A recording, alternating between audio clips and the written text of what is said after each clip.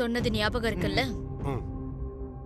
அகிலாண்டேஸ்வரி இருக்கிற வார்டுக்கு கொஞ்சம் தள்ளி நின்னு நீங்க 2 பேரும் சண்டை போட்டு பிரச்சனை பண்ணணும். உங்க சத்தத்தை கேட்டு எல்லாரும் என்னவோ ஏதோன்னு கூட்டம் கூடுவாங்க. அகிலா ரூம்ல இருந்து எல்லாரும் வெளியில வருவாங்க. அந்த நேரத்துல நான் உள்ள போய் அகிலாவோட கதையை முடிச்சிடுறேன். Okay madam. ஓகேவா? கிளம்புங்க. சரி மேடம். Okay madam.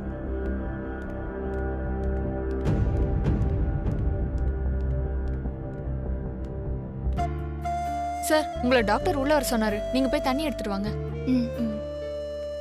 பா, நான் போயிட்டு வந்துடுறேன். நானும் வரேன். சரி வாங்க. சிஸ்டர், பெட்ஷீட் சேஞ்ச் பண்ணு சார். Okay madam.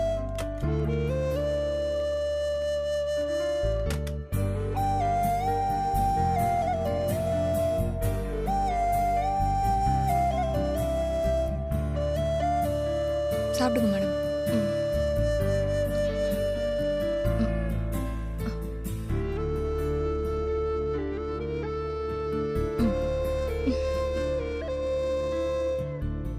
இந்த மாத்திரை போட்டா நல்லா தூக்கம் வரும்.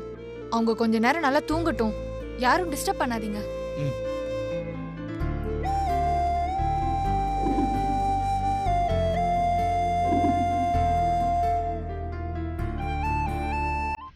ஆடிச்சா பாத்தியாடா? ஆடிச்சா பாத்தியாடா? ஏய், நீ எங்கடா பாத்த? போடா. ஏய், நீ வாட்ல பைக் எடுத்து நீ வாட்ல வந்து விட்டுறேன் நானே. வெளியில ஏதோ சத்தம் கேக்குற மாதிரி இருக்கு. என்னன்னு பாரு. Okay aunty. போங்கடா வெளிய. இந்த பாரு மரியாதை கையை கட்டி சொல்ல போயிடுங்க. பேஷண்ட்ல இருக்காங்க.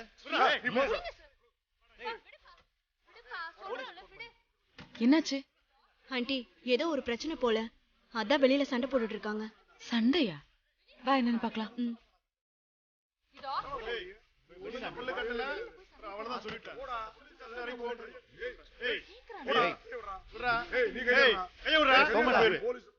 இன்னும் சத்தம் கேட்டுட்டு தான் இருக்கு. ஆனா என்ன பிரச்சனைன்னு தெரியல. சரி, நான் போய் என்னன்னு பாத்துட்டு வரேன்.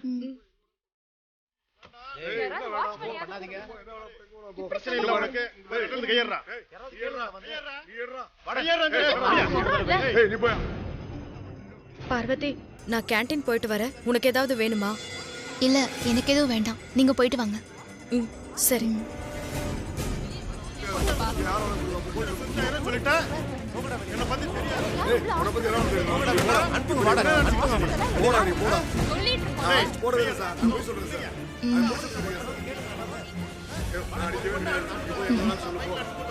என்ன எல்லாரும் இப்படி சத்தம் போட்டுட்டு இருக்காங்க?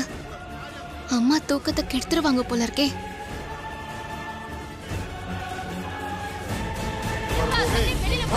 போடா, நீ போடா.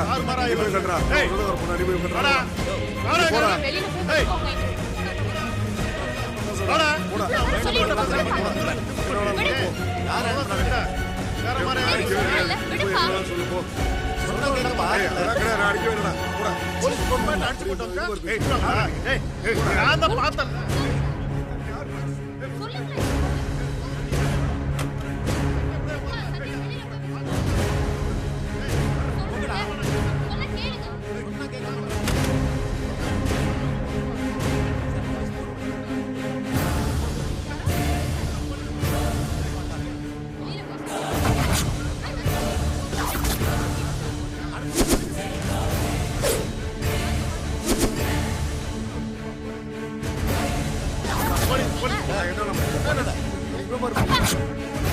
இழுத்துட்டு போங்க சார். நான் தான் பின்னாடி வந்தேனே. வெளியில போய் சண்டை போடுங்கப்பா.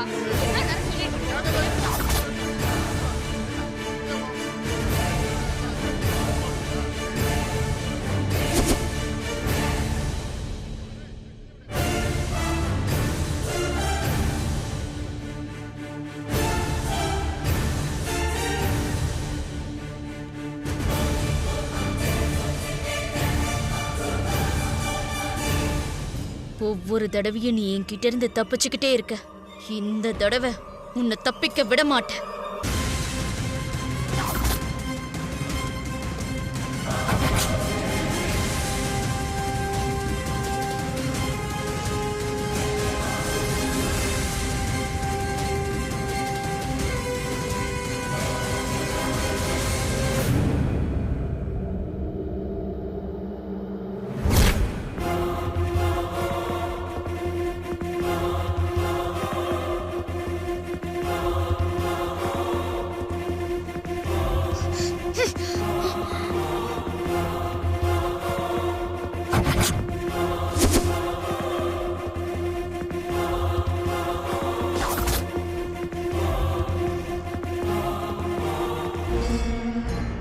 நான் சந்தேகப்பட்டது சரியா போச்சு. எல்லாரையும் திசை திருப்பி விட்டு அம்மாவை கொலை பண்ண பாக்குறியா? அது நான் இருக்கிற வரைக்கும் நடக்காது. ஏய்,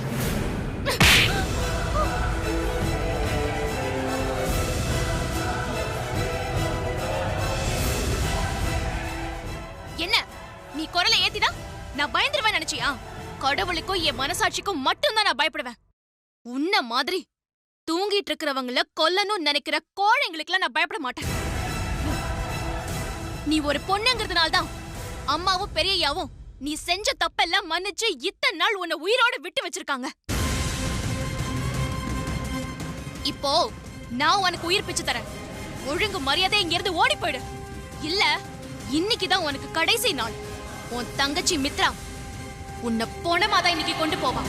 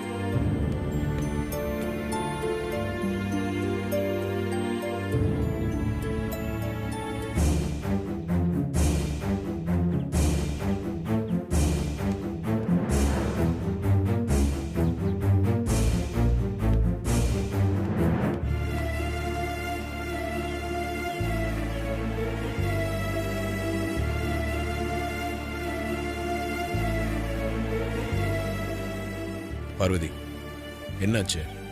ஏன் டல்லா இருக்க? அப்படியெல்லாம் ஒன்றும் இல்லை. நான் எப்பவும் போலதான் இருக்கேன். இல்லையே, உன் மனசுல எதையும் நினைச்சு கவலைப்பட்டுட்டு இருக்க. அது உன் முகத்துல நல்லாவே தெரியுது. அம்மாவை தான் ஆபத்துல இருந்து காப்பாத்தியாச்சுல, அப்புறம் இன்னும் கவலைப்பட்டுட்டே இருக்க? இல்ல, என் மனசுல எந்த கவலையும் இல்ல. அப்படியா? எங்க அது என் கண்ணை பார்த்து சொல்லு.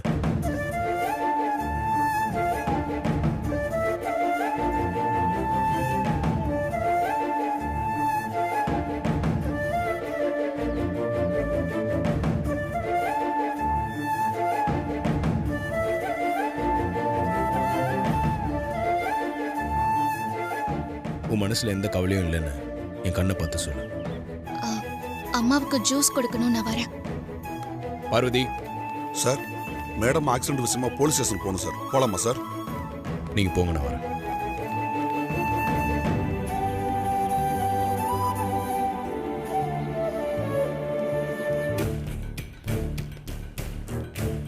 சார் வணக்கம் சார். Hello sir. வாங்க மிஸ்டர் ஆதி, உட்காருங்க. உங்க என்கொயரியில ஆக்சிடென்ட் பத்தி எதனா டீடைல்ஸ் கிடைச்சதா? ஒரு சிசிடிவி ஃபுட்டேஜ் கிடைச்சிருக்கு மிஸ்டர் ஆதி. அதுல ஒரு லாரி வேகமா மேடமுடைய கார்ல மோத வருது. அப்ப மேடம் திடீர்னு காரை ரோட்ல இருந்து திருப்பி மரத்து மேல மோதி இருக்காங்க. என்ன சார் சொல்றீங்க? விஷுவல பாருங்க மிஸ்டர் ஆதி. பாருங்க.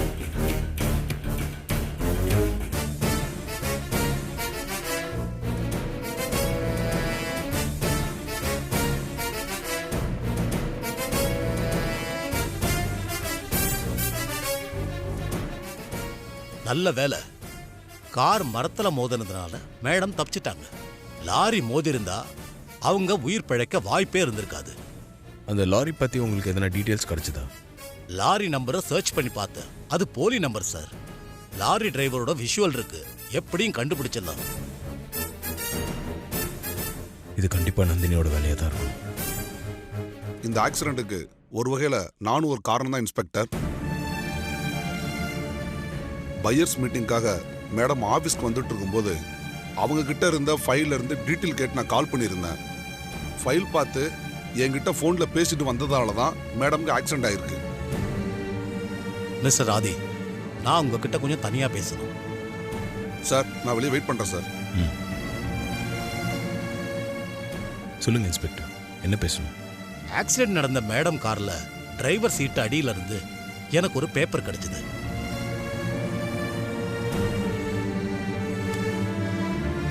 இந்தாங்க சார்.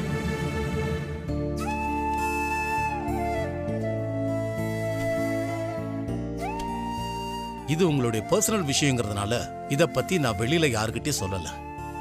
உங்களுக்கும் பார்வதிக்கும் கல்யாணம் ஆயிடுச்சா சார்? சாரி சார், இதை பற்றி இதுக்கு மேலே எதுவும் கேட்காதீங்க. நேரம் வரும்போது நானே சொல்கிறேன். Okay sir. தேங்க்யூ சார், நான் கிளம்புறேன். ஓகே மிஸ்டர் ஆதி. இந்த சர்டிஃபிகேட் விஷயத்தை கான்ஃபிடென்ஷியலாக வச்சுருந்ததுக்கு ரொம்ப தேங்க்ஸ். இன்னும் கொஞ்சம் நாளைக்கு அதை அப்படியே மெயின்டைன் பண்ணுங்க. கண்டிப்பா சார். Thank you sir.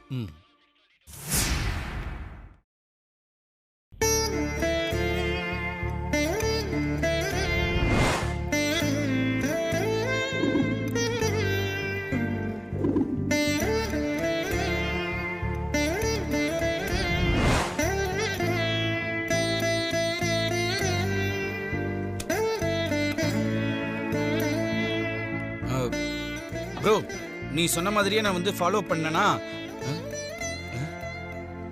ப்ரோ, இந்த சர்டிஃபிகேட் உனக்கு எப்படி கிடைச்சது? அம்மாவோட கார் ஆக்சிடென்ட் ஆச்சுல்ல, அங்கே சீட்டு கீழே இருந்துச்சுன்னு இன்ஸ்பெக்டர் கொடுத்தாரு. அப்போ நான் நினச்சது சரியா போச்சு ப்ரோ. அம்மா உங்கள் கல்யாண சர்டிஃபிகேட் பார்த்ததுனால தான் கார் ஆக்சிடென்ட் ஆயிருக்கு ப்ரோ. இல்லைடா, அம்மா கல்யாண சர்டிஃபிகேட்டை பார்க்கவே இல்லை. அதை நான் கன்ஃபார்மாக சொல்லுவேன். எப்படி ப்ரோ நீ அவ்வளோ கன்ஃபார்மாக சொல்கிற? அம்மா இந்த சர்டிஃபிகேட்டை மட்டும் பார்த்துருந்தா அவங்க கண்ணு முழிச்சு பார்த்த உடனே முதல்ல இதை பற்றி தான் கேட்டிருப்பாங்க. அதே மாதிரி பார்வதி கிட்டையும் உள்ள பாசமாக நடந்திருக்க மாட்டாங்க. Correct bro. அம்மா ஃபோன் பேசிட்டே டிரைவ் பண்ணியிருக்காங்க. அப்போ தான் ஆக்சிடென்ட் ஆயிருக்கு. அம்மா டிரைவ் பண்ணும்போது சீட் பெல்ட் போடாமல் இருந்திருக்காங்க. அப்படி சீட் பெல்ட் போட்டு இருந்தா ஏர் பேக் ஓப்பன் ஆயிருக்கும், தலையில் அடிபடாமல் இருந்திருக்கும். ஆமாம் ப்ரோ. சரி, நந்தினி பற்றி விசாரிக்க சொன்னனே, விசாரிச்சியா? விசாரிச்சிட்டேன் ப்ரோ.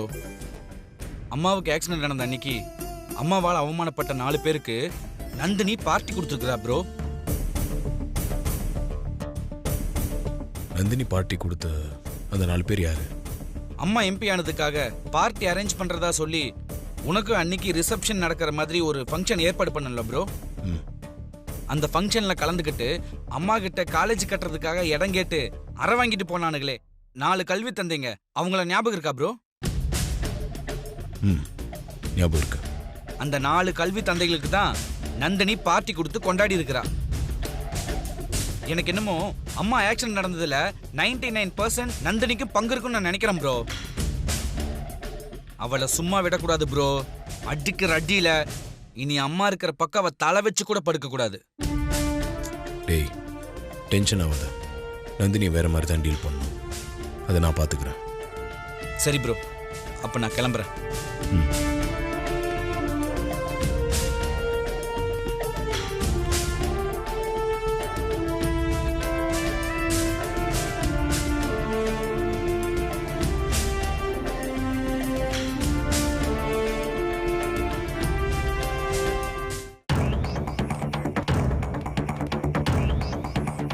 பார்வதி,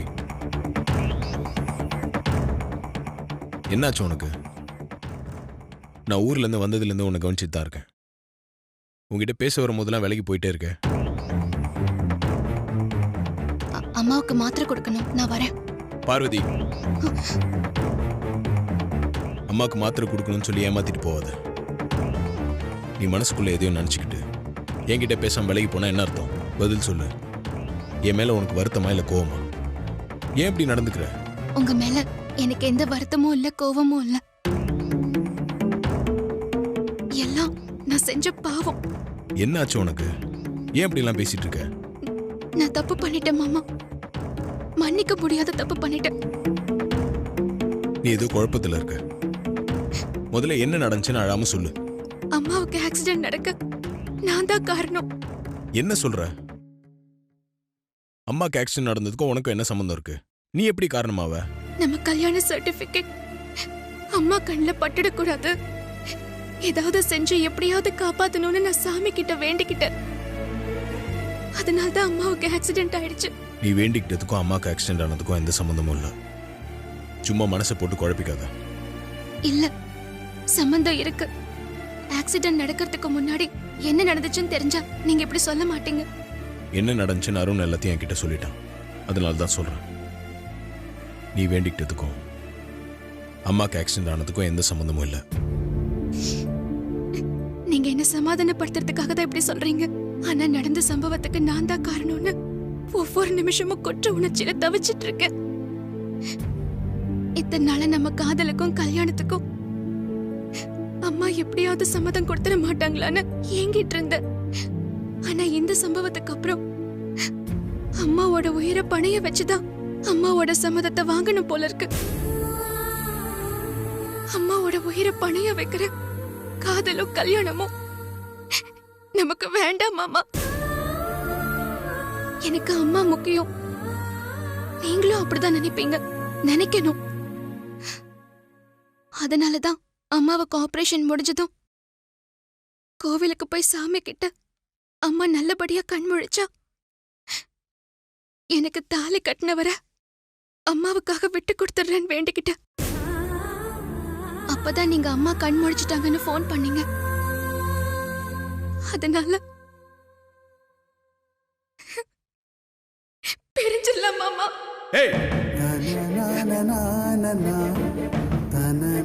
உனக்கு என்ன பைத்தியமா? எப்ப பார்த்தாலும் பிரிஞ்சிடலாம் சொல்லிட்டே இருக்க. உனக்கு எத்தனை வாட்டி சொல்லியிருக்கேன் நெகட்டிவா யோசிக்காதன்னு. உன் புத்தி ஏன் இப்படி போகுது? அழாத. சாரி, நீ அப்படி பேசினால தான் நான் கோவப்பட்டேன். அம்மாவுக்கு எதுவும் ஆயிடக்கூடாது, அதனால தான் அப்படி சொன்னேன். அம்மா மேல இருக்க பாசத்தால தான் நீ இப்படி குழம்பி போய் முடிவு எடுக்கிற. நீ வேண்டிக்கிட்டதுனால தான் அம்மாவுக்கு ஆக்சிடென்ட் ஆகல. நந்தினி தான் அம்மாவுக்குள்ள பிளான் பண்ணியிருக்கா. நந்தினி ஆளுங்களோட லாரி அம்மா காரை இடிக்க பார்க்கும்போது அப்போ மேனேஜர் ஃபோன் பண்ணி ஏதோ ஃபைல் பற்றி கேட்டிருக்காரு. அம்மா அந்த ஃபைல் எடுக்க ட்ரை பண்ணும்போது அது கை தவறி காருக்குள்ளே விழுந்திருக்கு. அதை அவங்க குனிஞ்சு கீழேருந்து எடுக்கும்போது பேலன்ஸ் மிஸ் ஆகி மரத்தில் போய் மோதிருக்காங்க. உண்மைதான் சொல்றீங்களா மாமா? நான் உன்னை சமாதானப்படுத்துறதுக்காகலாம் இதை சொல்லல. ஆக்சிடென்ட் விஷயமா இன்ஸ்பெக்டர் போய் பார்த்துட்டு வந்து தான் சொல்கிறேன். அந்த நேரத்தில் நம்ம கல்யாண சர்டிஃபிகேட் மட்டும் அந்த ஃபைல்லேருந்து விழாமல் இருந்திருந்தா அம்மாவுக்கு கண்டிப்பாக விபரீதமாக எதனா நடந்திருக்கும். அம்மாவுக்கு அப்படி ஒரு நிலைமை வராமல் காப்பாற்றினது அந்த சர்டிஃபிகேட் தான். அதாவது நம்மளோட காதலும் கல்யாணம் தான். இது எதையும் புரிஞ்சுக்காம நீ பிரிஞ்சிடலான்னு சொல்ற. நீங்க சொன்ன மாதிரி நான் குழப்பத்தில் அப்படி ஒரு முடிவு எடுத்துட்டேன். என்ன மன்னிச்சிருங்க மாமா.